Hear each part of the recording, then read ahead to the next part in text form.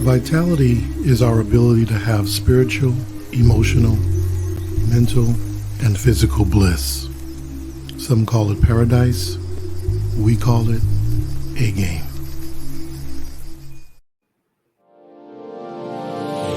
Hey all my Crimsonites, and welcome to the Crimson Cure channel, where we embrace our femininity, increase our womanly value, and celebrate our brothers. So join me on our feminine journey to learn, heal, and grow.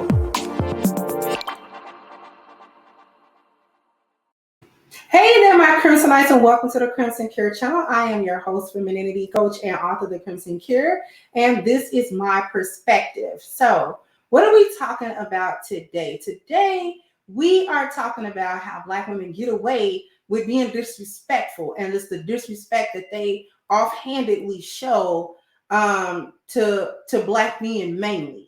Okay, so I have a clip today from Lapeef, the Lapeef Network show that aired probably about 3 or 4 days ago, about do men get intimidated by successful women.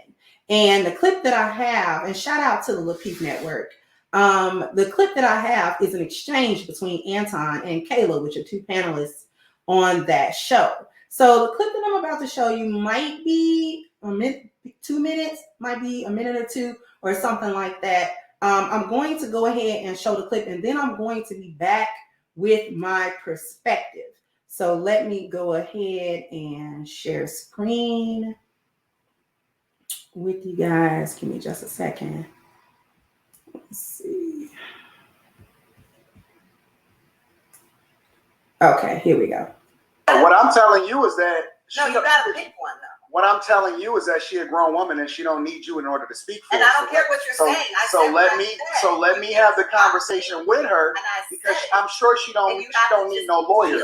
I know y'all both graduated from the same school. You can't do anything else. But calm down for a second and let me have the conversation with her and don't get emotional. But I said what I said. Okay, cool. And we don't care what you say. Now that you said what you said, let's move on, because this ain't got nothing to do with you. Nobody asked your opinion on this in the first place. Stay here. If Lene wants to stay here, we can stay here. What does that have to do with you speaking again, to her? Like I'm talking to her. I always just whenever I feel like it. I don't need permission. I'm talking to her. She a grown woman. She don't know how to defend herself. About Lene, if she wants to use whatever experience she wants to use to support. This don't even have nothing to do with you. What are you even talking about? That in regards to anything. What does this have to do with you? But Kayla, it wasn't because I felt like saying she misquoted that man. Okay, now that you said it, can you please let me and her have the conversation? What did you say, Rilla? I'm just real quick. No, stop. Don't entertain this shit. Why are you even entertaining this? Like, we being too nice and too courteous. Don't entertain this shit, Rilla. What are you talking about? We're not going to keep on entertaining this nonsense. We are, though. If you don't want to, you can go. Anton, what is who can go on the show? Stop. Who can go? Come on, you just said you don't feel like entertaining it, and I'm not leaving. So, what are we gonna do? Okay. So you were able to go ahead and watch that clip. Now, before I go ahead and give you my perspective, a real quick disclaimer. This is not an attack on Kayla, the person. Okay, I don't have any issues with Kayla at all. But this is going to be a commentary on the behavior that Kayla displayed in this particular instance on the panel and on the show. And since it was a public display, we're going to publicly talk about it. So here's the thing. The first thing to understand is that in this exchange, and in so many exchanges like it, right? Because Kayla's not a one-off. She's not unique. She's not in a class of her own. When it comes to Black women disrespecting Black men on any platform for any reason, at any level of discourse, doesn't matter what's being discussed, how it's being discussed, whether this is an academic place, a courthouse, just chilling, or whatever the situation may be, Black women do feel oftentimes at liberty to casually disrespect Black men, and no one's supposed to say anything. No one is supposed to call it out. No one is supposed to mention it. No one is supposed to have a reaction to it. It's simply the way it is. This is simply the norm. This has been normalized in our culture. Black women feel superior to Black men in many ways and feel as though they are not worthy of basic decency and basic human respect, even in discourse. Okay? So that's the first thing to understand. She believes that she's well within her rights to say what she's saying because she didn't back down.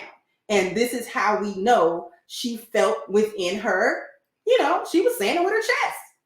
Like, hey, you know what I'm saying? She literally said, you just got to deal with it. And then went on to uninvite him off of a show that he co-hosts and a platform that she neither owns nor runs. Felt at pure liberty to disinvite that man off of a show that he co-hosts and one that she neither owns nor runs. Okay? And Black women feel at liberty for this. This is the point that I'm trying to get to. This is where that who gonna check me, boo, I ain't got no consequences, that energy, this is why they carry that energy, because she's testing his boundaries. She's testing his masculinity. She's testing whether or not he has authority anywhere, especially on that platform. And once she decides he doesn't have any and that there are no consequences that he can present to her for anything that she does or says, it's a free-for-all. It becomes a free-for-all at that point. Okay, so here are some different things that we have to consider in situations like this and other situations that happen all across our everyday interactions that we either are engaged in, know about, or see on a daily basis, right? Because men have to make a lot of decisions whenever they get into a situation that seems to be escalating beyond just some calm words or one or two words. Because with a man that's talking to another man, he has to decide whether or not this situation can be escalated, should be escalated, and depending on the consequences that he may face, is it worth escalating to another man? But men understand men language. Men understand that if we keep going with an argument, we're probably going to come to blows. And if we come to blows, one of us might die. Because I don't know what this other man may or may not do and have to be prepared for that. Now, he's got that situation to make. But there's a different dynamic when we talk about men and women in this society. And a woman turning up on you as a man, and then what your responses have to be. And what your responses need to be. Because in any way, a man is going to lose in a confrontation with a woman. Okay?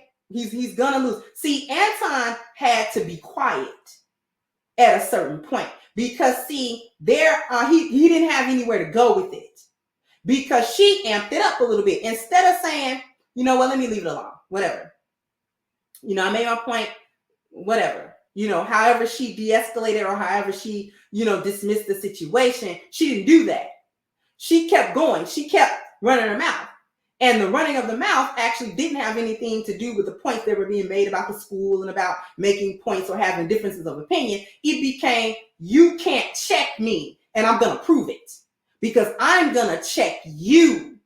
And she manages to do this by taking advantage of the fact that there's only so much Anton really can do in the dynamic and the interplay between when a woman tries to amp up at a guy, okay, in this society. Because a man even getting a stern and authoritative voice can then be seen in certain circumstances to be threatening to her or a situation where she can now be a victim because he's doing, quote unquote, too much in response to just a mere woman and her words. If he gets upset with her, then it's gonna be, oh, well, you getting in your emotions. You getting emotional talking to a woman. While you arguing with a woman. If he checks her harshly and verbally with, you know what I'm saying, a level of, listen, you gonna go up, I'm gonna go up too, and you can't handle my go up. You can't handle my turn up. You're turning up, I'm gonna show you a turn up. This is how we really turn up. And this is what you are gonna say and what you're not gonna say to me, because I can draw my personal boundaries and you're gonna respect them. Period, point blank. And I don't care if you don't like it. You see what I'm saying? This is abnormal in our culture between black men and black women. Black men aren't supposed to do that. So Anton only had a couple of choices because she's amping up. And as a man, he has to decide whether he amps up with her or he shuts it down. Okay? And then shutting it down is like, oh, well, he got punked out by a woman. Look at him. He didn't even check her. You know what I'm saying? Or whatever. So men's hands are pretty much tied in whatever kind of response that he's going to give or not give in a situation where a woman that's not his woman, that he's not covering, decides to push boundaries and challenge his masculinity, which is what just happened. Because this happens all over the place, right? He's restrained because of the male-female dynamic, all right? And because in this instance and in a lot of other instances, black women don't feel like there are any consequences. There aren't any consequences for what she did. She literally said it. She literally said, no, you're going to have to deal with it. No, we are really going to stay here and deal with it. Like, you don't have a choice. You got to deal with it. I'm disrespecting you and you got to take it. I'm talking to you out of the side of my neck and there's nothing you can do about it. I guarantee you there's nothing you can do about it, right? Because I'm going to sit here and I'm going to say what I'm saying and nobody's going to comment. No one's going to say anything. No one's going to check me, boo, because I do what I want to do. And I'm talking to a black man too. You don't get any respect from me, period, because I don't have to give you any. You have no humanity that I got to respect at all. At all, under any circumstance. I don't care who you are. I don't care what you do. I don't care what kind of person you are. I don't care if you're a good person. I don't care if you're a mean person. I don't care. And this is the attitude that a lot of black women carry, and it's casual. This is why she did what she did, because she didn't think she did anything wrong. And there were a lot of black women watching it that didn't think she did anything wrong. Right? There was nothing, because this happens in a lot of different cases. We've been places with our brothers and fathers and the men in our family. Some random woman comes along, whether he has a rapport with her or not, talking outside of her neck. You feel some type of way about that as a woman. Like, she's just talking to you. Wait a minute, do I have to step in and say something to her? Then you have the situations that happen in the workplace. A supervisor may or may not be present. Then we have a man and a woman where the woman in the workplace is arguing or challenging the masculinity of her coworker male. Supervisor may or may not step in because he's trying to figure out and ascertain how this man is going to handle this situation. Can he handle this situation? Because what if I, as a supervisor, not here to regulate it? Right? What is he going to do? How is he going to de-escalate? How is he going to handle himself in a situation where this woman is clearly disrespecting him, right? And then you have a situation where it's your husband and some random woman. I've been in a situation before.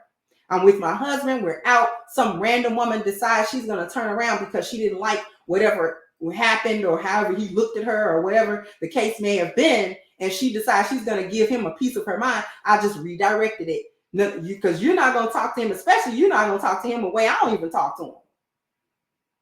So now I got to redirect your attention to me, right? And now you and I have to have a conversation, because you're not going to have a conversation with him because I already understand the restraint that he's under, right? And I already know the temperament of my husband. He's not going to entertain arguing with a woman that he don't even know and not even covering. But you also not going to be belligerent and disrespectful. So now you and I have to have a conversation about it. Right? And I have to redirect her attention towards me. And then we settle it. right? That's what we do. We settle it and then we move on. Right? And I kind of wonder if Kayla would have had a different response had Anton's wife been present there. I just wonder. And this isn't a thing of being afraid, but this is about respect, not fear. You understand? Hopefully this is understood. Okay, because when we see this type of behavior, that's the thing that we have to do. We have to call out this type of behavior going on, especially in spaces that we frequent, spaces that we are occupying. And I don't know if Lapeef necessarily counts his own channel as within the manosphere, but it certainly straddles the fence of it. It's certainly around it, right? And certainly the things that are being discussed are the same types of things that are being discussed in the so-called Black Manosphere here on YouTube, right? So as women, if we're accountable, we have to hold other women accountable. Because I could, speaking of other women, I could see the shock on the other women's faces as she got to the point of disinviting Anton from a show he co-hosts. They were kind of like, but no words were said. You understand? And I'm not blaming them. I'm not saying that, they should have, ganged up on her or whatever the case may be. But this is what I'm talking about. It's so normal, nobody's supposed to say anything. And we're just supposed to resume the next time we see each other. And nothing was said. We just molly trot over the disrespect and then that's it. You see what I'm saying? But here at the Crimson Cure channel, we speak on these different negative behaviors because we're trying to correct it. We're trying to let other young women know that this is not how you handle any type of disagreement, especially with a man. And you're a feminine woman. You don't handle your disagreements that way. You handle your disagreements in a feminine way. And not trying to match his energy or establish dominance over a man. Okay? All right, so sound off in the comment section. Let me know what you guys think. Like, share, subscribe to the channel if you have not. Once again, I'm your host, The Crimson Cure, and this was my perspective. Bye-bye, Crimsonites. Hey guys, please like, share, and subscribe to the channel and hit the notification bell. And if you've got more to say on the topic, leave a comment down below. Also, don't forget to support our sponsor who so graciously supports this channel by clicking the description box and the link for A-Game at agameherbal.com. You can go ahead and get a 10% discount off of your next purchase using the code Kendra10. This has been yet another Crimson Cure production, and I'll catch you guys on the next one.